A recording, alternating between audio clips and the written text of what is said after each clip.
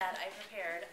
You can get it from me after if you didn't get it. If you look at the first one about how to make a living as a freelance journalist, I think there's 3 key principles to actually making a career as a freelancer and having the finances work out.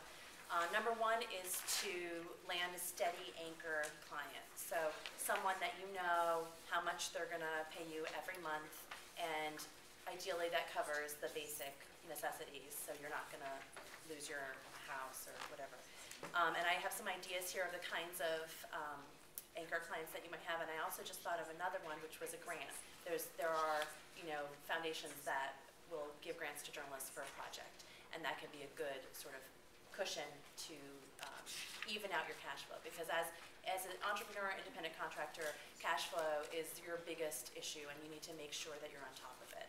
So number 2, the second principle is to understand your rate. And freelancers talk a lot about what is your rate. Usually in writing, it's a per word rate, and I don't find that very useful, because for me, if I write a 300-word blog post and it takes me a half an hour and they're going to pay me $100, I'm making $200 an hour. So even though it's 30 cents a word, which a lot of freelancers will say, oh, that's not very good, it's actually going to keep me on track. So I have a second handout about how to calculate your freelance rate. And take a look at this. I'm not going to go through the whole thing except to say that when you think about, as a person with an employer, you think about 40-hour work week, you think about 52 weeks in a year. But as an entrepreneur, you need to take out the time that you're going to spend marketing, networking, developing yourself professionally, and keeping records, invoicing clients. I've been very fortunate that I have clients who pay promptly. They often pay direct deposit, so I haven't had to spend a lot of time on that. But if I spend more, then I have to charge more per hour in order to make what I want to make.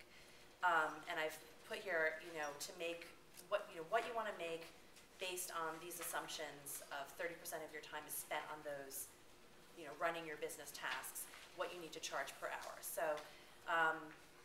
the money has to stretch to cover the necessities. And one of the things that other things I do is, back to the first handout, under understand your rate, is to resist spending more time in an assignment than that's gonna earn your hourly rate.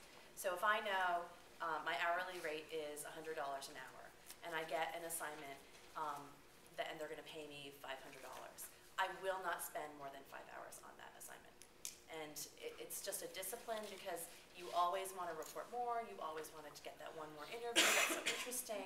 But as someone who's been a journalist for 15 years, I can do it in 5 hours. I mean, I work for Bloomberg News. I can do pretty much any short story in five hours. So it's not easy, but that's the way that you get the finances to work out. And then number 3 is also cash flow. Follow the money. Make sure every week, every month, you know how much is in your pipeline, how many assignments you have, what kind of cash that's going to generate you. Track how much is coming in, how much is owed, because if you don't keep track of it, then you do get distracted by the really interesting story that, if only you could drive out to that place 3 hours away and talk to someone who might have an idea. Those are the kind of side trips that work if you have an employer who's paying you a salary, but can be difficult if you're an entrepreneur. And if you see, as you spend more time as a freelancer, you learn to better judge an assignment if it's going to lead you on those detours, and sometimes you just have to turn it down. If the money isn't good enough, it's going to just cost you too much to take an assignment, and it's better to actually refuse the gig and spend that time marketing to get better paying work.